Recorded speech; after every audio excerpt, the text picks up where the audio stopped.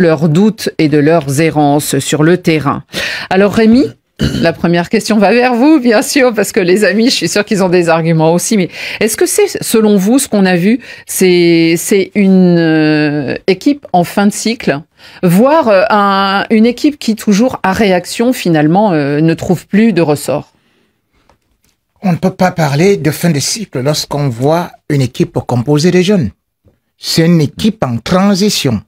Il faut le savoir déjà, parce que le Real, bien évidemment, a connu souvent des transitions comme ça. Et là, on voit des joueurs qui sont arrivés, comme Mbappé. Il y a des joueurs qui ne sont pas directement dans leur position. Et vous avez vu, ce Real n'a pas, jusqu'à présent, eu un milieu de terrain. Lorsque vous perdez quelqu'un comme Kroos, et vous avez un Modric qui est déjà quand même vieux. C'est pour ça que je parle de fin de cycle, parce que c'est lui un peu le chef d'orchestre et il a fait son temps. Mais il a fait son temps, mais sauf que derrière, il y a quand même les Ceballos. Mais Ceballos était blessé. Vous n'avez pas Tchouaméni. Donc pratiquement encore, vous manquez de vos joueurs, que ce soit au milieu, que ce soit en défense, directement. D'ailleurs, c'est ce qui fait aujourd'hui que Pep Guardiola continue à parler des blessés. Le Real ne peut pas échapper à ça. Et aujourd'hui aussi, il ne faut pas se cacher.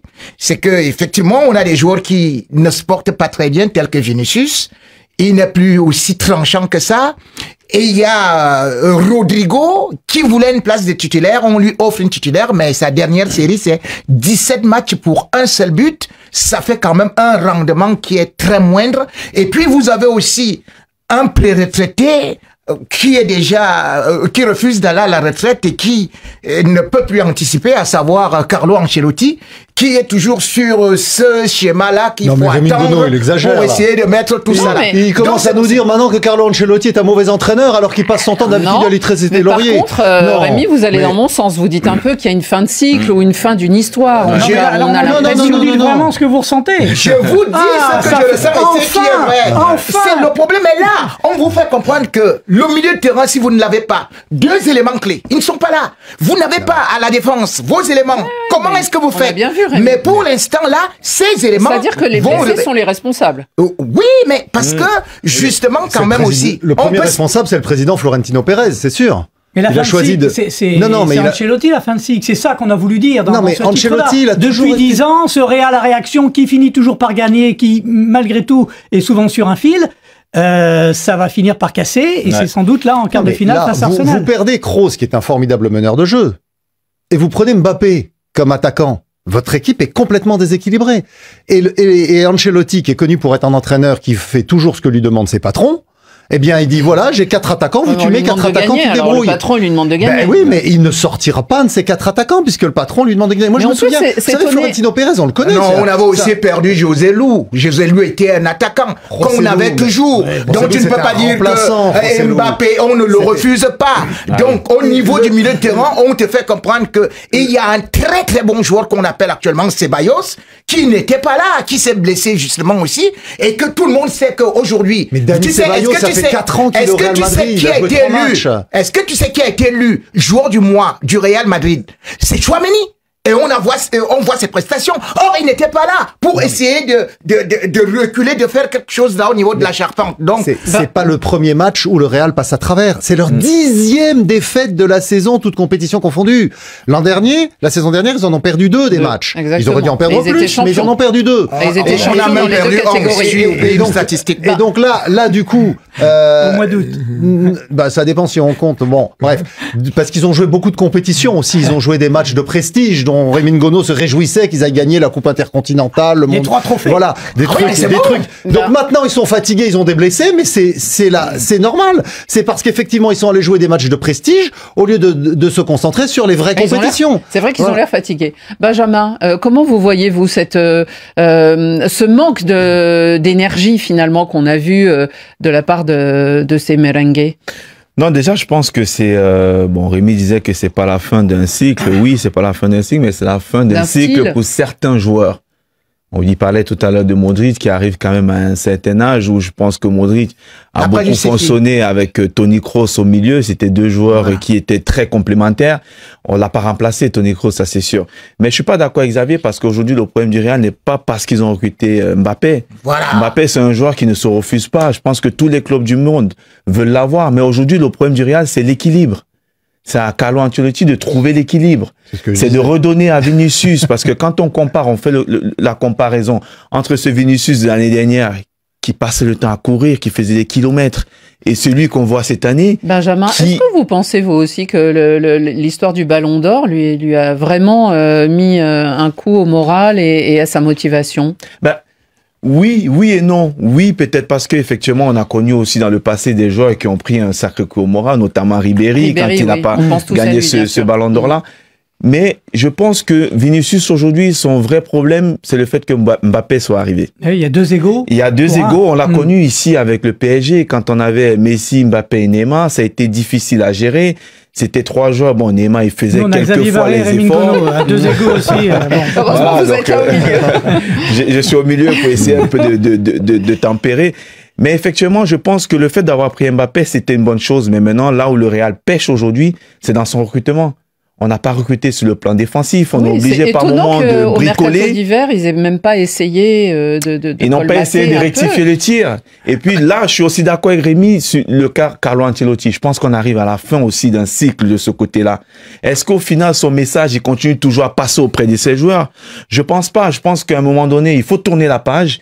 Il y a des jeunes entraîneurs aujourd'hui. C'est le cas aussi pareil à Manchester City avec Guardiola. On a beau dire qu'il y a énormément de joueurs qui manquent, il y a énormément de blessés, mais c'est à l'entraîneur à un moment donné de trouver son équilibre. Parce que quand on voit aujourd'hui Bellingham, c'est à quoi il est réduit aujourd'hui. Ce Bellingham qui nous a tant fait rêver la saison dernière et qui marquait énormément de buts. Il joue plus à la position qu'il jouait l'année dernière. Donc, quelque part aussi, c'est la responsabilité de l'entraîneur. Tactique, mais il y a aussi un problème d'engagement des joueurs.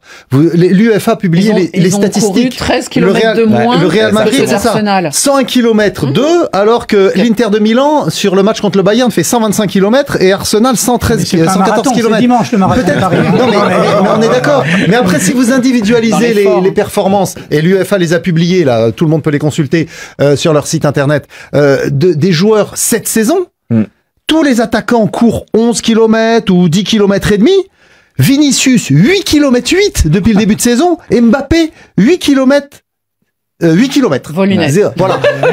Donc ça veut dire que vous avez effectivement deux attaquants qui courent pas pour rattraper les ballons quand les autres courent 2-3 km de plus. Non, il y a une question qui revient en boucle là, sur les messages qu'on reçoit, c'est de savoir quand est-ce que Carlo Ancelotti va être limogé. Alors est-ce que c'est jeudi prochain, le matin, après la défaite, l'élimination d'Arsenal, ou après la finale de la Coupe du Roi, Barcelone-Real Madrid, je sais pas. Non, mais je pense qu'il y a un proverbe africain qui dit ah oui, l'homme le plus vieux du monde finit toujours par mourir. Mais ça serait même pas, ça ne serait même pas la solution. Pour l'instant, j'ai une dernière question, Rémi, pour clore le sujet du Real Madrid. C'est à vous qu'on va poser la question et après on passera à autre chose sur la Ligue des Champions. Mais on entend évidemment beaucoup le refrain « Nous sommes le Grand Real, on est les seuls à pouvoir le faire » et tout ça. Moi, j'aimerais vous demander comment vont-ils trouver l'équilibre pour affronter et se qualifier contre cet Arsenal incroyablement fort qu'on a vu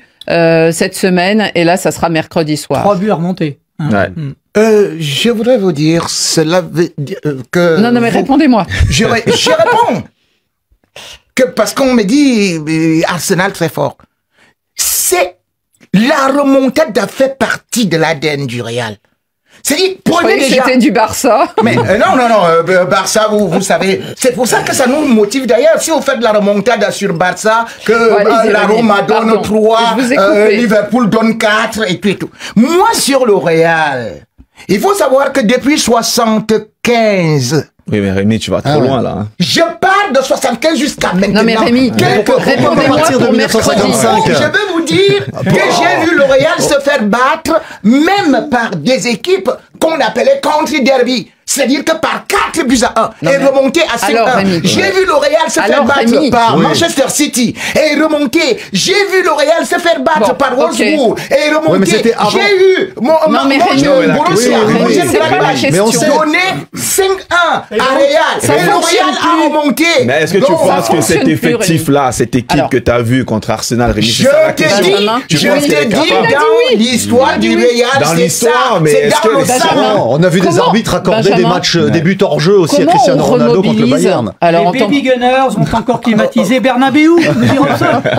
En tant que capitaine, comment on remobilise un effectif? Comment on arrive à leur dire 3 buts de retard, on se qualifie ce soir? Oui, mais de toute façon, on n'a même pas besoin de remobiliser l'effectif parce que quand vous perdez déjà 3-0, vous savez qu'automatiquement, il faut que vous marquez 4 buts et que vous n'en prenez pas. Au moins pour gagner, ça suffit déjà pour être motivé, bien évidemment. Et puis, comme Rémi disait, oui, c'est le Real. Peut-être qu'ils sont capables. On l'a déjà fait par le passé depuis les années 50. Oui, mais les années 50, ça fait quand même loin. Hein. C'est pour ça que je pose la question à Rémi de savoir. Face à Manchester City en 2022. C'était loin. C'était loin. 2022, t'avais Benzema.